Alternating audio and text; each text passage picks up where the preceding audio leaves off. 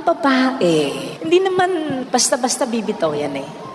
Aminin natin, ibang magtiis ang mga babae kesa sa atin. Iba yung tolerance nila sa pain. Kaya nga sila yung nanganganak eh. At ang babae, hindi basta-basta mag-give up yan. Kung hindi matindi ang dahilan. Again, ang babae, lalong-lalo na yung matinong babae, matinong asawa, matinong ina, hindi basta-basta mag-give up yan.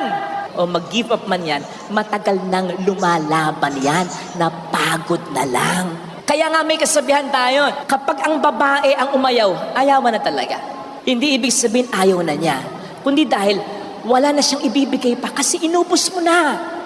Ang pagmamahal mapagpasensya. So pag inubos mo yung pasensya, inubos mo na rin yung pagmamahal niya. Ando ng karupukan, hindi mawawala.